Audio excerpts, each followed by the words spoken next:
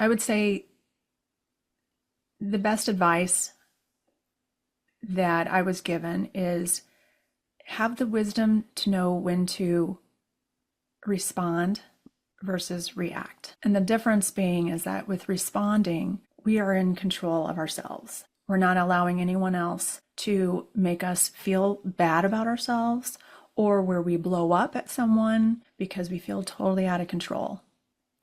And so it felt really empowering to know the difference of responding versus reacting. I think that's such a great piece of advice. And for the women listening today to say, how do I react? Like, am I reacting or am I responding? Right. And I think a lot of times we do react. And I see that within myself as well. Right. It's that if there's a moment where things don't go my way, instead of really taking it in and thinking, okay, how am I going to respond to this? There's an instant reaction. And we really do need to take the time and kind of take that all in and think about how we want to move forward in the world. Welcome to Her Unshakable Confidence with dynamic mother-daughter duo Simone and Olivia Knego, where they discuss the secrets of transformation and how to build bold confidence and unwavering resilience. From intimate conversations with inspiring guests to sharing their personal journeys of triumph and challenge, Simone and Olivia create a supportive space where every woman is encouraged to rise above her fears and love the woman in the mirror. Tune into Her Unshakable Confidence and join this special journey of connection and growth. It's like catching up with old friends who inspire you to be bravely and uniquely you. Hi, everyone. Welcome to this week's episode of Her Unshakable Confidence. I'm Simone Knego. And I'm Olivia Knego. And today we have a special guest with us. Berni Slowey is a dynamic storyteller, award-winning filmmaker, and the inspiring host of the acclaimed Divine Journeys podcast. Berni's profound work centers on guiding individuals through transformative paths of healing, self-discovery, and personal growth. Her award-winning documentary, Berni's Journey, premiered on PBS and has garnered accolades such as the Award of Merit at the Indie Fest and the prestigious Telly Award. With a rich background in creating powerful narratives that resonate deeply with audiences, Berni offers a unique blend of wisdom, compassion, and practical insights. Her compelling storytelling and heartfelt approach make her an exceptional guest for podcasts seeking to inspire and empower their listeners. That's exactly why we have you here. Thank you so much for joining us today. Oh, I'm thrilled. Thank you both, Simone and Olivia. I'm excited to be here and to see how our conversation unfolds. Yeah, absolutely. So in that little bio that I read, you actually have more than one podcast. You have two podcasts, right? So why don't we just start there before we tell our story? Because I was like, oh, wait, there's two podcasts. I only read about one of them. So tell us about your podcast and then we'll, yeah. Well, thank you for that opportunity. My first podcast I started was Interprosecco, and Prosecco is the sparkling wine of Italy, and it happens to be my favorite sound every time the bottle pops. Well, the bottle popped a lot when I was with my girlfriends raising our children together so that we shared many wonderful conversations about parenting, but just life in general. And as the kids got older, it felt like, wow, thank God we got together. We used to have these Friday afternoon clubs and they always involved Prosecco. And I feel like Prosecco is a little bit of a truth serum. And so I wanted to play off of that as my husband and I became empty nesters, that we weren't involving our children's conversations as much as turning the page of our next chapter as empty nesters. And what did that mean to put that spotlight back on us?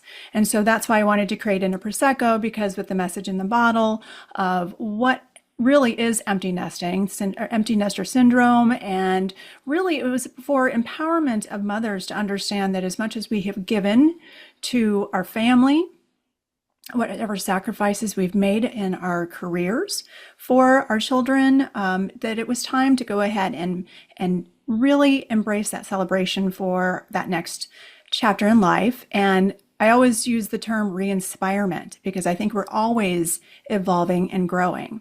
And so that was more to celebrate femininity and motherhood. And then I felt as though after my journey of filmmaking, I wanted to return back to that theme of journeys.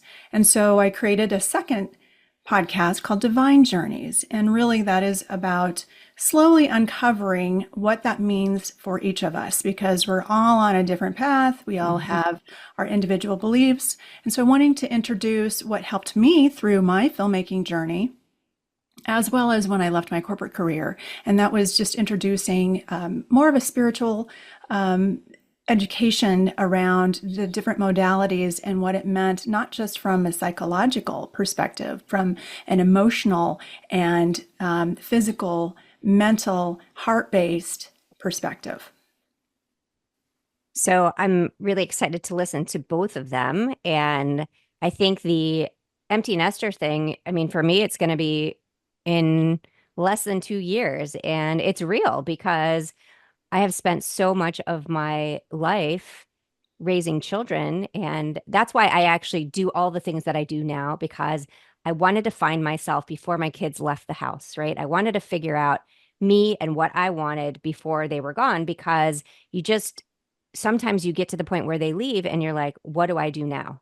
And so that's why I am excited to listen to it, but also I can totally connect with it. So, Well, I think, Mom, that one time, I guess a year ago, I went out with you and your friends for lunch. And I just said something that has like stuck with me is like, yeah, our conversations used to be all about our kids, and now they're all about our aches and our pains. it's so true. It's so true. It's And amazing when we get older.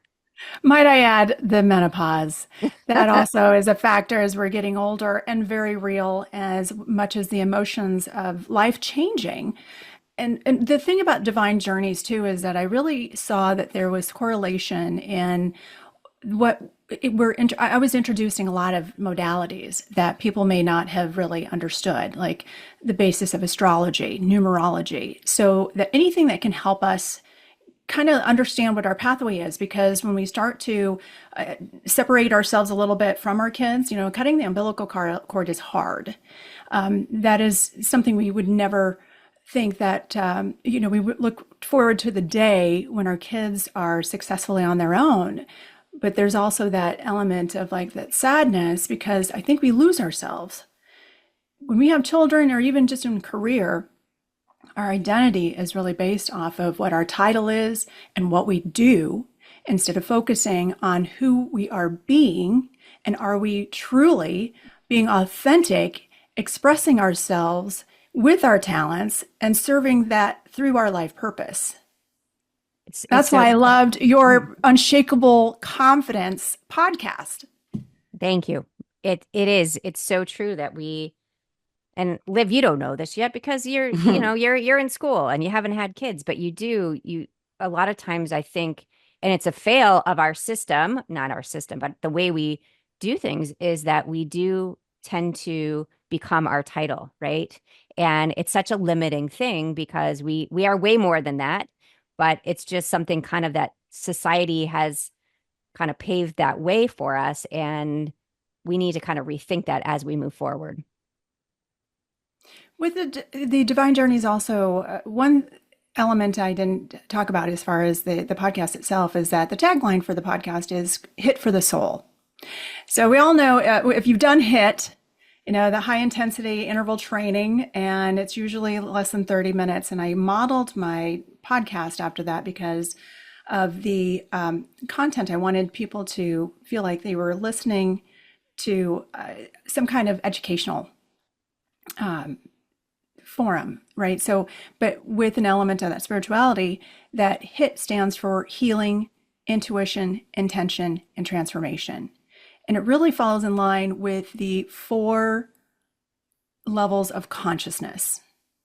And so if you haven't heard of those 4 different levels, there's unconscious incompetence. We don't know what we don't know. Mm-hmm. Then you have the conscious incompetence. Well, I know that I don't know this. Mm-hmm. And then with the unconscious competence, the conscious competence of learning what it is that we want to know, right? We're at that point. And I think that's a little bit of that, what we were talking about as far as even the empty nester, or when we have major life changes like death, divorce, disease, debt, dependency, disaster, when those things hit us as a cosmic 2x4 in life, what helps us to get to that degree of all those different consciousnesses, that we get to that unconscious competence where we're in a state of flow. And with HIT, that's why I wanted to take the healing of H, the intuition, to understand that this becomes an inner journey to discovery, so that with the intention that we set, it's not just about manifestation, it's about how we are seeing our life and expressing gratitude for everything we already have and what we already are today, for who we want to become and what we want to bring into our lives. And then that's when transformation can truly happen. And I think what you're doing as far as the transformation piece is that we take what we learn and we share it with others. I love that. And I think that is so important, which actually kind of leads me into my next question, because something big that you shared with others is your journey. And I want to hear about maybe let's start a little bit with your story before we get to the filmmaking piece of it. So you have an amazing story. You have a fascinating story. And I would love to give the woman out there that's listening just something completely different than she's expecting right now. And I think that's what your story does. All right. So I will begin with where I was born, in Vietnam. During the Vietnam War, my mother was this maiden that met my American GI father. They fell in love. And with the turmoil of war, my father had returned home. And my mother and I had evacuated just days before Saigon fell. Now, before Saigon fell, and it was, my mother had always told us it was about 2 weeks beforehand that I recall us, me and some other children, that were playing through the helicopters and the sounds of war. And for us, it was just, well, we're just outside playing, being kids. In that moment, there was a little girl that had disappeared, and I didn't understand what had happened. But my aunt, who was watching us, came down the stairs of the apartment building where we were playing in front of, and she was very upset with me. And I didn't understand why, but I carried that guilt because the way that she had expressed this anger, and then realizing that this little girl went missing, I didn't understand what was going on, but I knew it was something big. Fast forward, my mother and I evacuate, and I remember seeing a picture that she was looking at, and she started to cry. Never understanding who this little girl was, she explained to me that it was my cousin. It made sense because the aunt was watching us. We never spoke of this little girl until 1995, when I returned to Vietnam with my mother, and she was insistent that I go with her. And being in Vietnam, for me, it was this, gosh, I've always wanted just to assimilate to the American culture. I don't know anything about the Vietnamese culture. And so when I was integrating with my family again, to learn that as they were talking about this little girl again in this picture, in this photo, everyone's starting to cry. And I'm asking, Mom, is my aunt, is that her daughter, the girl that went missing? And she said, no, that is your sister. I couldn't even express how shocking it was, not only to have the feeling of this guilt, that this somehow I was supposed to be watching this little girl, and mind you, I was 4 years old. Yeah, I was going to say you're 4 years old. I mean, 4 years old, not understanding again what's going on. This little girl, apparently she was 2 years old when she disappeared. So having this reality set in just even settled more of this guilt and shame that I had, but wondering why hadn't we ever talked about this little girl? Well, my mother had explained that it was just a difficult time, and she didn't know if she even wanted to leave Vietnam, but she was also afraid of what was going to happen if she hadn't left. And so call it a Sophie's moment. If you've ever seen the movie Sophie's Choice, Meryl Streep's character has to choose in that very moment, do I choose my son or my daughter to give up? In this case, do I choose to stay in Vietnam, my homeland, and find my daughter that went missing? Or do I just take this leap of faith and go and meet up with my daughter's father and start a whole new life? And I can't even imagine trying to make that decision. But it definitely shaped who I was. And therefore, whatever had happened in the United States, my character was based off of, gosh, I just want so badly to be accepted, because at home, I didn't feel that I was accepted. There was this underscore of potentially being, I felt like, why doesn't my mother love me? And I think because she had made a decision to leave, she was projecting onto me her own self-worth and what little she felt she had at the time. But I didn't understand that. So I went on to really looking for external validation and wanting to achieve so badly, because I just wanted those accolades to give me a sense of, well, I have purpose in my life. I'm here for a reason, right? And so dealing with a lot of prejudices from the Vietnam War. And it wasn't until when it was more like high school where I felt that I would be able to be my own person, because of the other thing that happened while I was young is that my family, because the Vietnam War was so unpopular, we moved to Iran. And this was during the anti-Shah revolution. And if you remember the 444 days of the hostage situation, the hostage crisis, well, we were right in the middle of it as we were in Iran, trying to escape all of the negativity of the Vietnam War, just going right into a whole nother war-torn country. So again, just feeling like no sense of self and stability. And so coming home to the US from Iran was like having to start all over again. And so that's what drew this like sense of, I really want to be able to achieve so that people would accept me.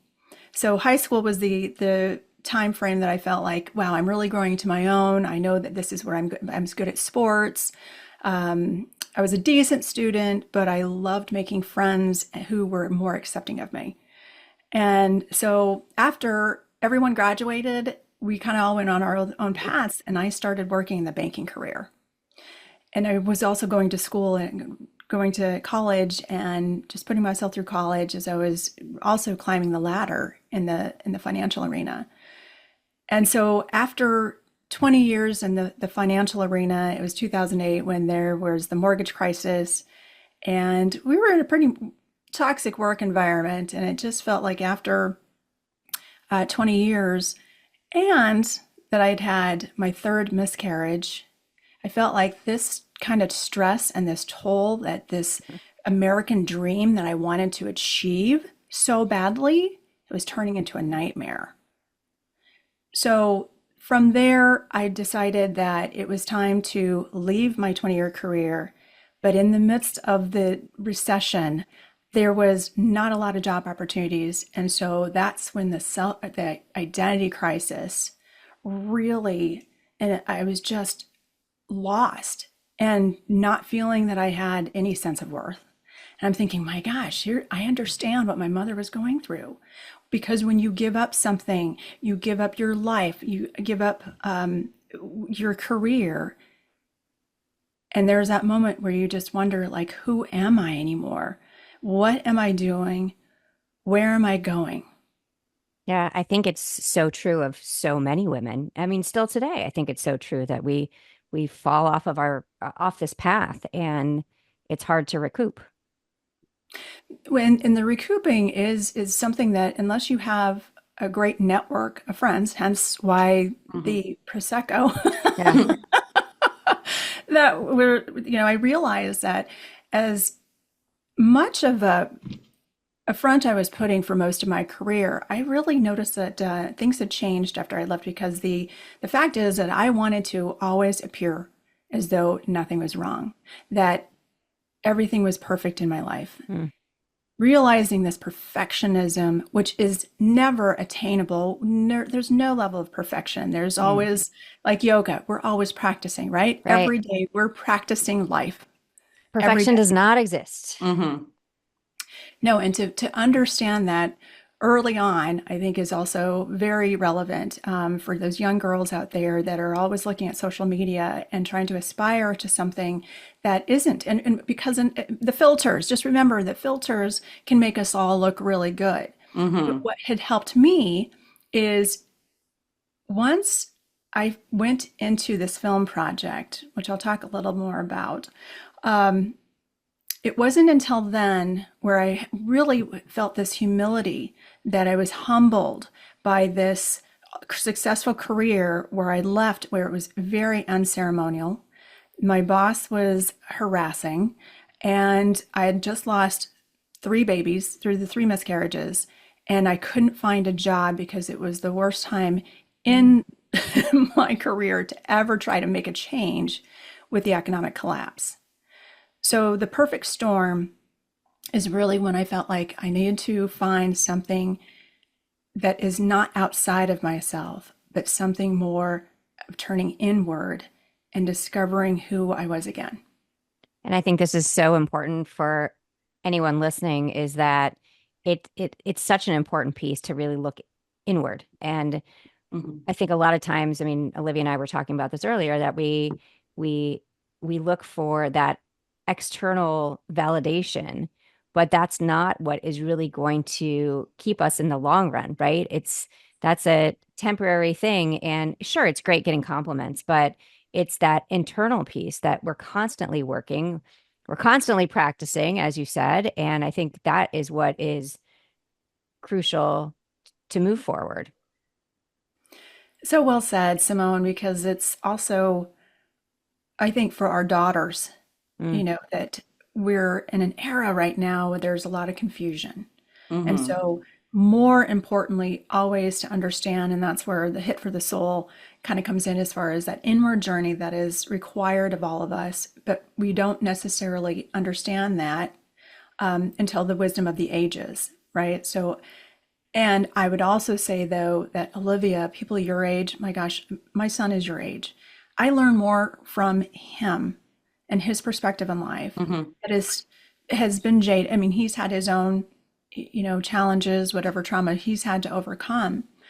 But viewing it from this era, I think there is this sense of hope that your generation is going to be able to learn a lot faster. Mm-hmm. I think so. I think that we are less less obsessed with the idea of how we look versus what we know.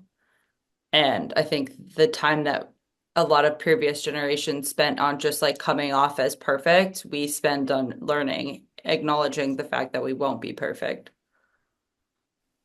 And I think of when my mother had to choose because of her decision, there was generational trauma that she experienced from her family that then the way that she mothered, I would even argue didn't mother, mhm. that caused, such a, disruption. There's dysfunction in the family. And so I think it requires a huge amount of consciousness to be able to step out of that dysfunction and say, I'm going to do it different. And I think that's what really is the segue into why I did this movie project. And there's Mhm. more to the story too, right? I mean, so is Oh, that part of the yes. project? Yeah. I Mhm. mean, there's more, guys. There's more. Well, in this, this desire to understand life more, like what is the meaning of life? Why am I here? Why did I have this experience with this corporate career that ended so abruptly, and that the 2 years that I spent actually figuring out, like I was on this spiritual path. I was just so hungry for understanding what it means to be who I'm supposed to be. And so I worked with different spiritual teachers, and one in particular who had said that once I had my first miscarriage, we kept in touch, and he helped me with some learning, I'll say, that as far as what are the different, I ams, learning about how to use your intuition, And so the intuition that hit me was I should do a movie about this because I wanted to actually a TV show that would take people to venerated places and understand what was their spiritual significance. And then I thought, well, I only have a banking background. I have the financial background in corporate, but I have no filmmaking experience. And so I thought I would do this documentary as a way to get my foot in the door. And I'll tell you that once I made that decision, and I would call people who have made movies, I was talking to people who were in the TV industry just to understand what I needed to prepare for. So the day that I got a call from this teacher, the spiritual teacher who invited me to go to India, because he said there's people coming from the North American speakers that are going to India to talk about spirituality. And because of my finance side, I said, well, I need something more than just spirituality. I need to understand that what's the science behind spirituality. And so he said, well, the conference is the science of spirituality. So I thought, all right, things are starting to fall into place. I have no idea what I'm doing, but I said yes to it. And then within 3 months from saying hello or to saying, yes, hello, I'm going to do this to, oh my gosh, what did I get myself into? I put everything on a credit card and just put together as much information from people and studying the documentaries being done and leaving in December of 2011 for 20 days over Christmas, leaving my young family at home to go on this filmmaking journey. And when I got there, the speakers were wonderful, but it was not what I was expecting from the conference. And there was all these things that were just falling apart. And so I'm nervous because I know my husband's freaking out about me putting everything on a credit card. And also that I don't know anything about filmmaking. Slight little issue there, right? I mean, just a little bump there. Yeah. But I knew enough that I knew that I needed to get people around me, surrounding me. So I had a producer who introduced me to a product or production manager who could get me film crew while I was in India, which was one of the best choices I ever made was to hire locally because they knew what to who to talk with in case we needed to film anywhere. And it was also realizing that as I was trying to uphold this perfectionism that I knew what I was doing, that inside I was just panicking and my anxiety was taking over. So after the conference, we're heading to the second portion of our trip, which was really to discover India with the speakers. We were doing our vacation portion of it. So I wanted to get their background story and to be able to share with others as far as, what brought them into spirituality. The day that we went to the Taj Mahal, we actually had we pulled over on one of those pit stops, and they had dancing monkeys there. And I had envisioned that if I were to ever see a cobra, I was probably going to just have a panic attack. And mind you, I'm already having this panic attack because I feel like this project is failing. And my worst fear is failing, right? Because I don't want anybody to see that I am not perfect. So I'm with spiritual teachers and they can see that I'm actually having my meltdown. And they're, of course, like, well, what's the big deal? And I'm like, oh no, I see a cobra. That's it. It's coming after me. And so one of the spiritual teachers, of course, Jennifer Huff, she's like, well, it's just another creature of God. There's no reason to be afraid of it. So she starts to ask me all these questions about, what is it that I'm really afraid of? Is it because I'm going to be bitten by the snake? Am I going to be bitten by the cobra and die? And this is the poignant moment for me that changed everything on the production and probably changed everything from my perspective on my life. When she'd asked, are you afraid of dying? And my response was, I'm not afraid of dying so much as I'm afraid that I will have died before I had fully lived. Yeah, I think that's a fear for a lot of people, right? I mean, and that's why it's so important that we embrace every moment, because I think a lot of times that we just kind of go through our lives, point A to point B, and not really understanding all of the moments in between are what the journey is the important part. It's not the destination. Absolutely. Absolutely. When I had that sense of fear about the cobra, what I didn't realize is that at the time, that cobra was probably there for a reason. Mm-hmm. And why we made that pit stop and that day, because later that night, when I was looking at all the footage, here I was thinking that that cobra was coming after me. You know, I've got the snake charmer in the basket, you know, brings out the cobra, and my cameraman's actually taking footage of the cobra, and that's why I was thinking, my gosh, my cameraman's going to get bitten, everybody's going to get bitten, we're all going to die. Mm-hmm. And that's part of the insanity of fear, right? It's irrational. Mm-hmm. And so we exasperate the fear, and until I actually watched the footage of the cameraman catching the cobra scene, I realized that that cobra actually was not coming after me. In fact, the cobra was trying to get away. And watching it from a different lens, because I was able to watch it safely behind the lens of the camera, that cobra was trying to escape, and my fear of the cobra turned to compassion, because that cobra was really a mirror of what I was feeling. That cobra was just trying to get away. It was no longer its powerful self. It would just be put right back into that basket and was caged. It was not its true, powerful, magnificent self. And that's all about perspective, right? I mean, we think Absolutely. oftentimes about that when we see things from a different lens, in a different light, like that perspective changes everything. So I'm hearing these stories and I'm thinking, okay, let's talk a little bit about confidence here, because obviously confidence has to play into this. So what does confidence mean to you, and how, and when you're thinking about this situation where, and do you have a fear of snakes, or was it just that particular moment where, because my mom is like Oh my terrified God, of snakes, like ridiculously terrified of snakes. Oh yeah.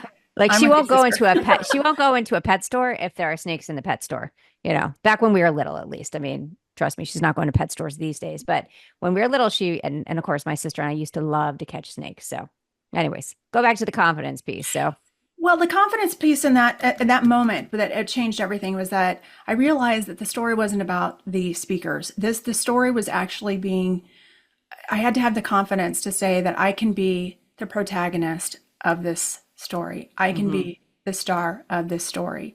And that's what happened. That instead of the journey of the spiritual teachers in India, it became my story of being vulnerable and sharing my experience through all the challenges of life. And that's why it became Bernie's journey. And it was like Alice in Wonderland, that it was definitely going down this rabbit hole and being confident not only to get in front of the camera, but then when you get home, they say that, you know, what you do in post-production is even more important, because how are you going to tell the story? And so then this became this whole, you know, how are we going to edit? Am I comfortable sharing my vulnerable side that I didn't want anybody to see? And not only that, but being able to relate with the other spiritual teachers and how they were incorporating their gifts of their talents to be able to walk me through my issues. And so after coming home and being able to finish Bernie's journey and it premiered, that's when I realized that my desire then was to be able to get in front of people and also helping others on their personal journeys. And that's when I created the retreats business, Burning Journeys, and how others are, you know, whenever they're going through life transitions or life crisis, to be able to also have that time, that just to be able to have the focus, the spotlight on them again. Because the opportunity that I also had that I loved was being able to have a TED Talk and really identifying there were 4 things that came from the filmmaking experience. And that confidence is definitely something that comes as a result. And what I was saying earlier about the 4 stages of consciousness, and you said it, Simone, the first thing that I learned from this filmmaking experience was that we have to reframe our perspective. Because are we the victim or are we the victor? When everything was falling apart, actually everything was falling into place. What if I had that moment with the cobra? I thought that the story was about everybody else. It could never be about me. No way. And then when we're having to come home and tell the story, that my narrative in my life was usually about how I was the victim. But now seeing it through a different lens, I could change that narrative and actually rewrite the script of my life. And in writing the script for Berni's journey and being able to feel that that vulnerability was absolutely necessary, and that took a lot of confidence. Because then in also being in the role of director, the third thing I would say is that we're redirecting our life all the time. We're in the director chair. And what does a director do? Calls action. So when do we take action? When do we have the confidence to take action? Also, I would also say, though, it's really equally important to know when to surrender to the process and the flow, because there might be something even better that we didn't even imagine, as like that cobra moment. And I think the most important thing that I didn't even see this when I did the TED Talk. We go through reframing our perspective. We rewrite our script. We redirect our life. But many of us never reclaim our star power. That is so essential to walking the talk. And when we're able to then share with others and be vulnerable, there's a connection there that's all about our inner journey coming out and expressing ourselves. As I said before, I think that's what people really want. And if we could just identify that the life purpose that we have is to be our authentic selves, is to show it and share our talents, and to express ourselves through our whatever our talents are, that is our life purpose. And that's what creating joy and being excited in the moment is all about, is being able to manifest what we want through the joy of being ourselves. So we've heard a lot about your story, which is honestly just incredible. Throughout your life, what do you think is the hardest thing that you've done? On a personal basis or a professional basis? Either. Yeah, either. I mean, I think that it's always interesting to hear what each person finds to be the hardest thing they've done. So obviously, there is a difference between personal and professional. So let's say personal. Let's say in your personal life, what's the hardest thing you've ever done? The hardest thing I did personally is to really let go of when I had my third miscarriage. It was difficult as a woman to not blame myself. And so going through the first one and then the second one and the third one was really difficult. And to come out the other side of it and really having a lot of self-forgiveness and wondering, like, what could I have done differently? Should I have left my career sooner? So that on a personal basis, I think that was the hardest thing to overcome. And the reason we always ask this question, and it's become kind of like a defining piece of the podcast, is that I think it's so important for a woman out there listening to understand that she is not alone, right?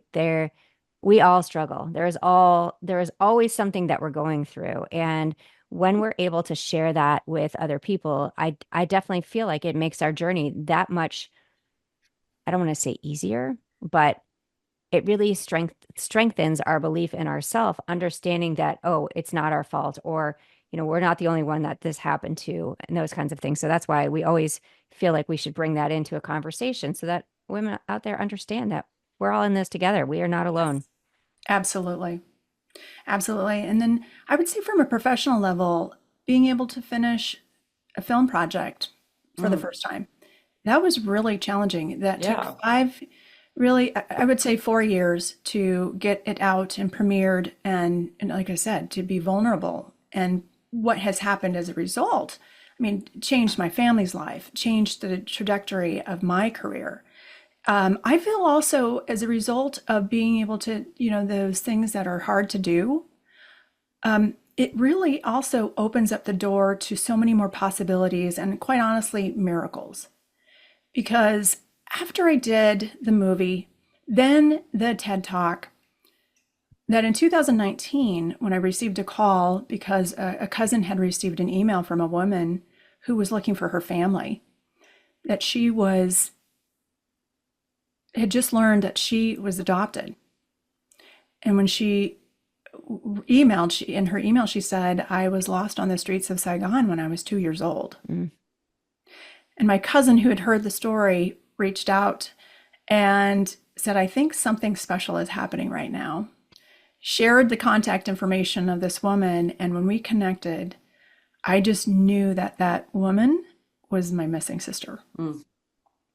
And sure enough, it was. We've done all of the DNA testing and what a journey that has been, right? Because the journey never ends. There's always another thing that comes into our lives that gives us an opportunity to end something, which I think change is so healthy and necessary, so that when we have change and life transition, it really is opening the door for other opportunities.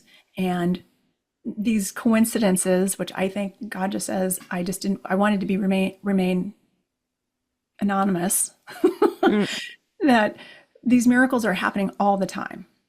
And so the fact that my sister is now back into our lives, and I'm just continuing to tell that story.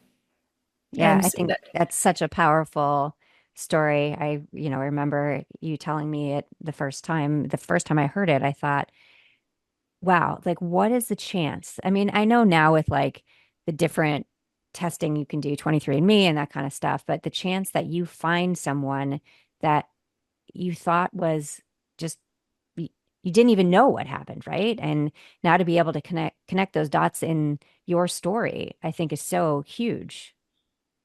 And what we're also learning as far as how the DNA is very much, it can work for us, and what it's doing, the technology, what it's doing for other families, whether it's crimes that are unsolved for many years, and then they now can trace back to DNA, that again, it's looking at life through a different lens, that we can start over or renew. And so I know that, Olivia, when you were asking about like what's the hardest thing, I think that's just it, is a lot of people don't want to go through change because change is comfortable, but then we don't grow. Our souls were here to grow. We are asking for transformation. It's just so many of us are like too afraid to take that initial step. And I think taking that step, right? I think that's a big part of building your confidence, is that when we just sit there and not do these other things, right? We're not growing at all. And when we're willing to move forward, that builds our confidence because we realize what we're capable of. And that's what with Live, we talk about it all the time, that do the things that you think you can't. Do the hard things. Like, really, if you want something, go out there and do it, and don't let fear stop you from it. Right. Oh, I so agree. Like, the thing that holds us back so much is the fear. And I think that turning that fear into revered, so that, seeing that fear, if we fail, it's only failure if we don't learn from it, right? Again, changing that, flipping the script, looking through a different lens, and also with the question as far as like, what is truly confidence? And I think the confidence is doing something, not only just pushing through the fear and doing it anyway. I think it's important that we do things repetitively, so that that confidence comes from, hey, I knew that I'd never made a movie, but I had skills that I knew that I could transfer. And even though it was difficult, I mean, the learning process, and it took longer, but the reward after.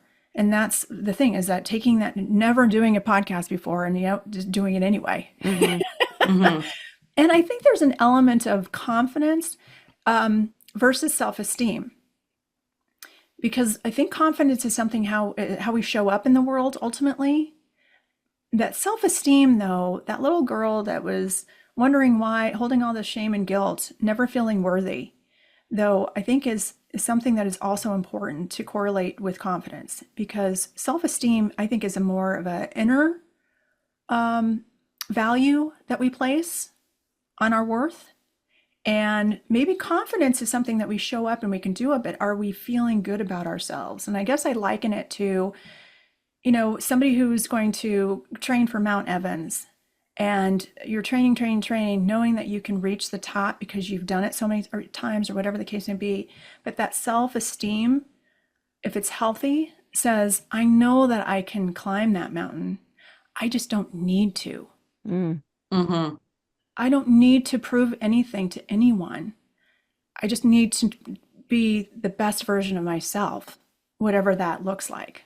Yeah, I think that self-esteem is a big part of Mm-hmm. confidence. I feel like there's a lot of things connected with self-worth and self-esteem and self-love, all of these things. I mean, in my opinion, they all work together to build confidence, because for me, I believe that confidence is built from the inside out. It's not how loud you are in the room. It's none of those things. It's being able to be really comfortable with yourself, no matter who you're with, where you are.